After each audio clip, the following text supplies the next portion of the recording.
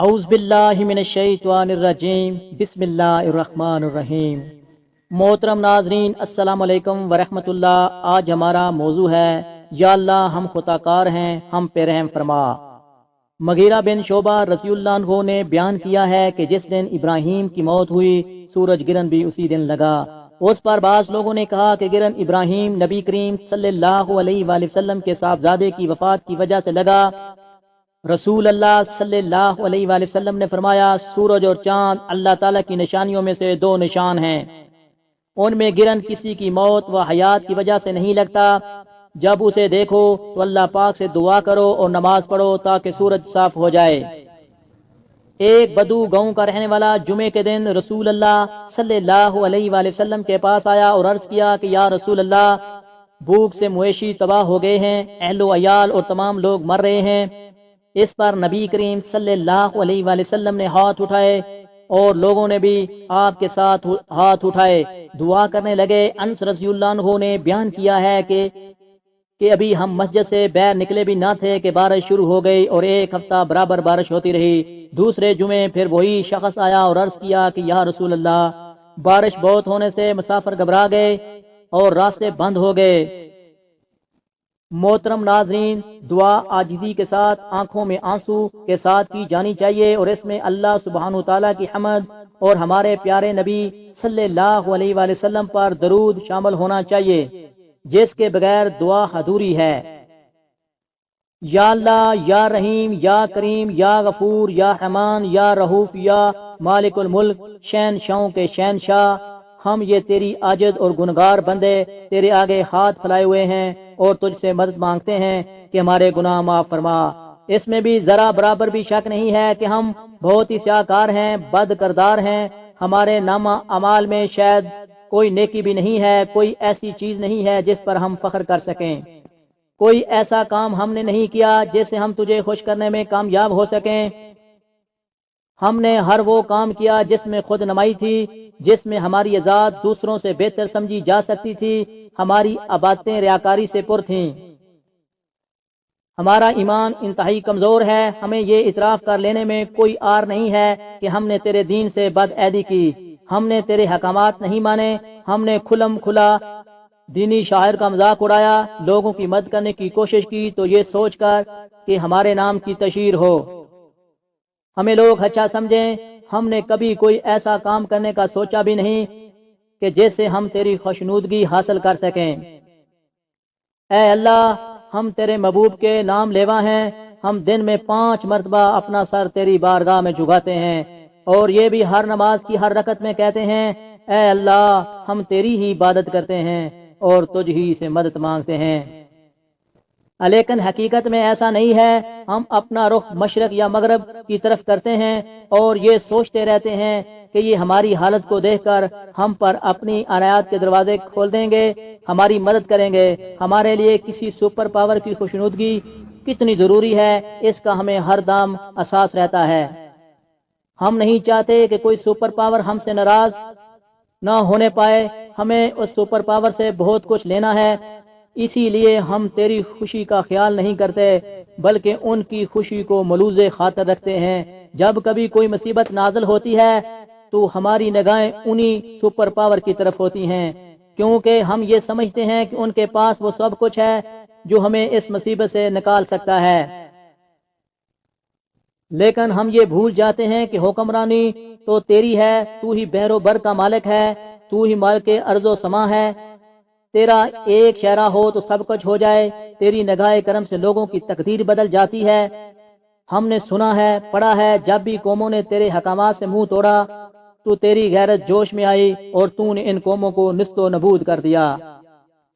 حضرت نوح علیہ السلام لوگوں کو سمجھاتے رہے لیکن انہوں نے تیرے نبی کی بات پر عمل نہ کیا، تو نے غرقاب کر دیا۔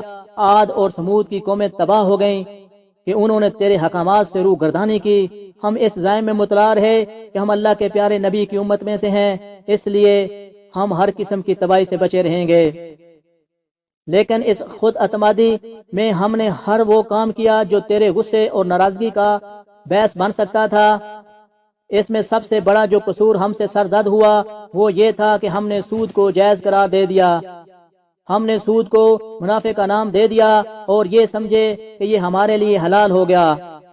ہم یہ بھی فرموش کر بیٹھے کہ تو نے کہا کہ جس نے سود کا لین دین کیا اس نے تو اس سے لڑائی مول لی، اس لڑائی میں زہر ہے، نقصان ہمارا ہی ہونا تھا۔ ہم نے ان ممالک سے قرضے لیے جن کا کام ہی یہ ہے کہ وہ غریب ممالک کو سود پر قرضے دے دیں اور بعد میں سب کچھ وصول کر لیں۔ ہمارا سارا سرکاری اور غیر سرکاری نظام ہی سود پر انحصار کرتا ہے۔ ہم یہ کرتے ہوئے اس بات کو قطعی طور پر مد نظر نہیں رکھتے کہ ہم یہ منافع حاصل کر کے تو اس سے کھلم کھلا جنگ کر رہے ہیں۔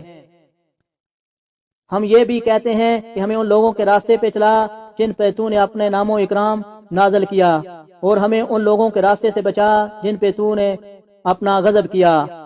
ہم یہ بھی کہتے ہیں یہ سب کچھ ایسے ہی ہوگا جیسے ہم نے چاہا ہے، لیکن ہماری نیت ٹھیک نہیں ہوتی۔ ہم فرعون ہمون کے راستے پر چلتے ہیں، ہم تکبر اور بڑائی کے مرتکب ہوتے ہیں، ہم دوسروں کو کم تر سمجھتے ہیں، ہم چھوٹوں سے محبت سے پیش نہیں آتے، ہم والدین کی عزت نہیں کرتے، ہم اپنے عزیز و اقارب کا حق مار لیتے ہیں، ہم یتیموں پر رحم نہیں کھاتے، ہمارا بس چلے تو یتیموں کا مال بھی ہڑپ کر جائیں۔ بس چلنے کی بات نہیں ہے، دراصل یہ سب کچھ ہوتا ہے۔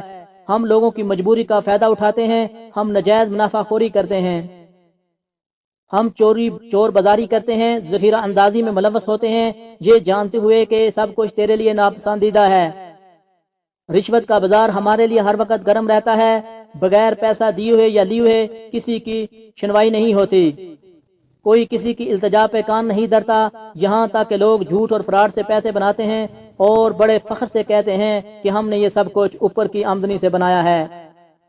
کسی کو بھی یہ احساس نہیں ہے کہ ہم روزمرہ کی ان باتوں سے تجھے ناراض کرنے کے مرتکب ہو رہے ہیں۔ یا اللہ، یہ سب کچھ صحیح ہے، لیکن ہم تیری رحمت کے امیدوار ہیں۔ ہم جانتے ہیں کہ تو اپنی رحمت کا دروازہ ہر وقت کھلا رکھتا ہے۔ تو سائل ہے، تو سائل سے خوش ہوتا ہے تو سائل کی التجا کو سنتا ہے، کسی کی دعا ریگاں نہیں جاتی۔ ہم تجھے بھولے ہوئے ہیں، لیکن ہمیں تیری رحمت سے یہ یقین ہے کہ تو اپنی مخلوق کو نہیں بھول سکتا۔ ہماری نافرمانیوں کے باوجود بھی ہم تیری رحمت سے ناامید نہیں ہیں، ہمیں تیری کبریائی سے یہ امید ہے کہ تو ہماری خطائیں معاف کر دے گا، ہمارے گناہ معاف ہو جائیں گے۔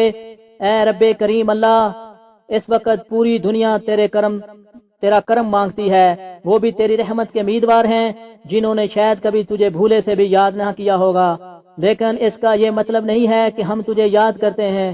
ہم بھی اتنے خطا کار ہیں جتنے دوسرے ہیں، ہم بھی اتنے ہی گناہ گار ہیں اور لتھڑے ہوئے ہیں جتنے دوسرے ہیں۔ شاید دوسروں کی حالت ہم سے کہیں زیادہ بہتر ہوگی، لیکن ہم اپنی تیز کسی طرح دوسروں سے بہتر نہیں پاتے۔ اس سب کچھ کے باوجود بھی ہمیں یہ اصرار ضرور ہے کہ ہم تیرے محبوب کی امت میں سے ہیں۔ ہماری نافرمانیوں اور گناہوں کی کوئی انتہا نہیں، ہماری رہکاری حد سے گزری ہوئی ہے، ہمارا جھوٹ فریب مکر سب کچھ بہت زیادہ ہے جس کا کوئی شمار نہیں، لیکن تیری رحمت کا بھی کوئی شمار نہیں۔ تیری رحمت ہی ہمارے گناہوں پر پردہ ڈال سکتی ہے۔ دنیا میں جب کوئی سائل کسی سے سوال کرتا ہے تو وہ اس کی حاجت روائی ایک مرتبہ کر دے تو دوسری مرتبہ اس کی بات سننے کو تیار نہیں ہوتا، لیکن تیرا تو معاملہ ہی مختلف ہے، جتنی مرتبہ تجھ کو پکاریں گے اتنی ہی مرتبہ جواب ملے گا۔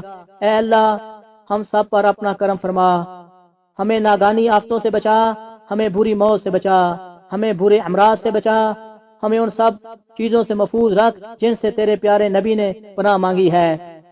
یا اللہ، ہمارے ٹوٹے پھوٹے الفاظ کی قبولیت میں بخش دے، آمین یا رب العالمین۔